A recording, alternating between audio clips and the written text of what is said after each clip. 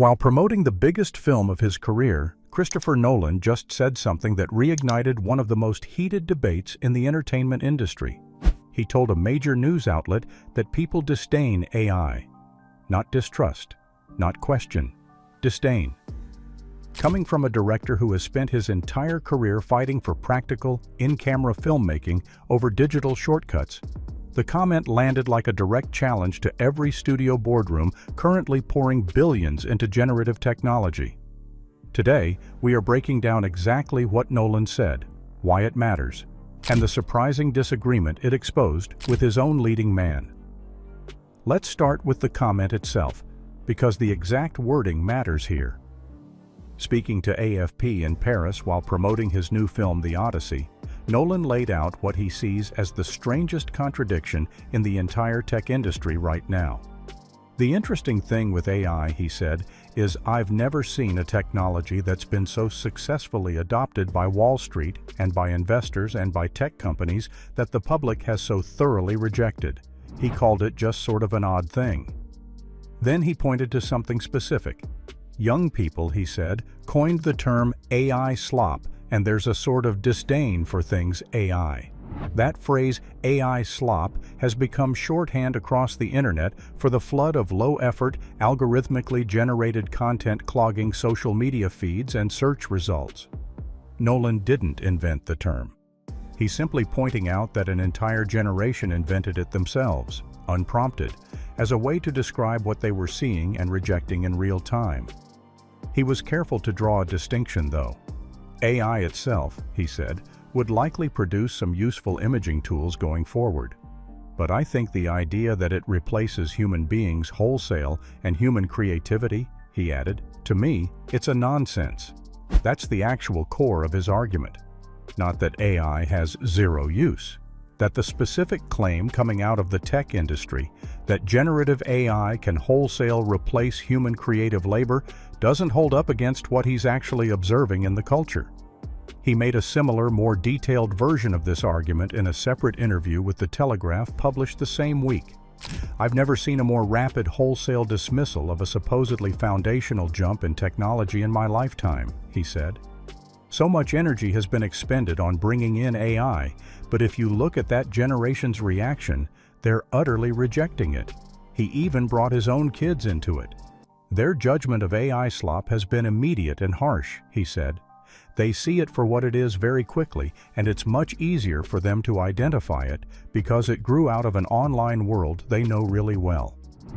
Nolan was careful not to paint the picture as pure defeatism for the industry, though. And while that doesn't mean that every aspect of the technology is useless or meaningless, he said, in filmmaking, it's hitting at exactly the wrong time. If you're finding this breakdown interesting, this is a great time to subscribe. We track the biggest conversations shaping entertainment right now, every single week, and this AI story is only getting bigger. To back up his argument, Nolan pointed to two specific box office success stories from this past summer. He referenced Obsession, directed by Curry Barker, and Backrooms, created by Kane Parsons, both examples of young Gen Z filmmakers making an enormous splash with grounded, practical storytelling rather than AI-assisted shortcuts. According to reporting on the film's performance, Backrooms grossed over $350 million, and Obsession crossed $400 million. Both remarkable numbers for films built by young directors working outside the traditional studio and AI pipeline that some executives have been betting on. This is why I never bought into the arguments that young audiences' attention spans are too fried to enjoy a 3-hour Greek epic, Nolan said, tying the point directly back to his own film. Those films are so mysterious and ruminative, he added. Parts of Backrooms are like David Lynch at his most obscure. His broader prediction is that minimal AI, meaning films made with deliberately limited or zero generative AI involvement, could become cinema's next premium authenticity label, something audiences actively seek out the same way they now seek out vinyl records or film photography over digital alternatives. Now here is where the story gets genuinely interesting, because Nolan's position isn't shared by everyone on his own film. Matt Damon, who leads The Odyssey as Odysseus, has said repeatedly throughout the film's press tour that making the movie felt like his last chance to work on an old-school Hollywood epic. "It was a really weird movie for me personally," Damon said, "in the sense that I had almost a nostalgic feeling the entire time I was making it, because it felt like the movies when I started working." The implication, which Damon has repeated in multiple interviews, is that Nolan's specific brand of massive, practical, globe-spanning production, a real cast of thousands traveling to real locations, might not have a future in an industry increasingly leaning on digital and AI-assisted tools. When The Telegraph put that quote directly to Nolan, he reportedly grimaced before responding. "I think I know what Damon was driving at," he said, "because it does seem like a long time since somebody made a film like this in this type of way, where you travel the world, get together a cast of thousands and so on."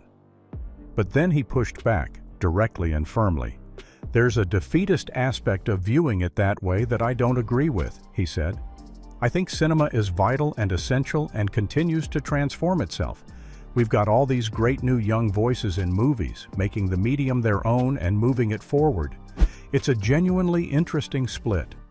Nolan's own star, someone who just spent months inside the exact kind of filmmaking Nolan is defending, walked away from the experience feeling like he had witnessed the end of an era. Nolan walked away from the same production believing the opposite, that the next generation of filmmakers is proving, at the box office, that his approach still has a future. This isn't the first time Nolan has weighed in on AI's role in the industry either. Back in 2023, during the writers' and actors' strikes that shut down Hollywood for months, Nolan warned that AI researchers themselves were describing the moment as their own Oppenheimer moment, a reference to the same historical weight and responsibility carried by the scientists who built the atomic bomb. "When you innovate with technology," he said at the time, "you have to maintain accountability." That framing, technology as something requiring accountability rather than something to be blindly embraced, has been consistent in Nolan's public comments for years now. It's also worth noting that AI policy in the industry has continued evolving rapidly around these debates. SAG-AFTRA has since endorsed an AI policy framework that calls for congressional legislation covering intellectual property rights, parental controls, and AI workforce development, while also seeking to remove legal barriers that might limit innovation, all while maintaining First Amendment protections. The politics of this issue are far from settled, and Nolan's comments landed directly in the middle of that ongoing negotiation between studios, unions, and lawmakers. To understand why Nolan's comments carry as much weight as they do, it helps to go back to where this fight actually started. Back in 2023, AI was one of the central issues behind a massive Hollywood strike that shut down productions for months and cost studios billions of dollars. The Writers Guild of America specifically demanded a ban on using AI to write or rewrite material, worried that scripts could eventually be generated or altered by machines with no writer ever being credited or paid. Actors joined the picket lines soon after, with SAG-AFTRA raising similar concerns about digital likenesses being used to replace human performers without consent or compensation. That strike fundamentally reshaped how studios talk about AI in public. Executives learned quickly that openly embracing the technology could trigger real financial consequences, which is part of why Nolan's blunt public comments now land as more provocative than they might have a few years earlier. He isn't just offering a personal opinion. He's speaking into a wound that the industry has been actively negotiating around for years. That history also explains why Nolan chose his words so carefully when addressing his own film's backlash. The Odyssey has attracted criticism from figures like Elon Musk over Lupita Nyong'o's casting as Helen of Troy, and Nolan has been asked repeatedly during this press tour to respond. He has largely refused to engage with it directly, calling the criticism irrelevant and comparing it to the discourse he weathered for a decade while making his Batman trilogy. There's a pattern here worth noticing. Nolan seems willing to take a strong, specific public stance on the AI debate, where he believes the data and the audience reaction clearly support his position, while treating the casting backlash as noise not worth dignifying with a real argument. It suggests a director who has learned to pick his battles carefully, engaging seriously with the debates he thinks matter for the future of the medium and waving off the ones he considers manufactured outrage. Taken together, what emerges is a picture of a director who has built an entire career, and now an entire late-career victory lap with The Odyssey, on betting against the assumption that audiences want maximum technological efficiency over authentic, human-made craft. Whether he's right that AI is hitting cinema at exactly the wrong time, or whether Damon's more nostalgic read of the industry proves closer to the truth, is a question the next few years of box office numbers will likely answer for both of them. That is everything Nolan actually said, and the surprising disagreement it revealed. If you want more breakdowns like this one, the next video is already waiting for you. Go watch it now. We will see you there.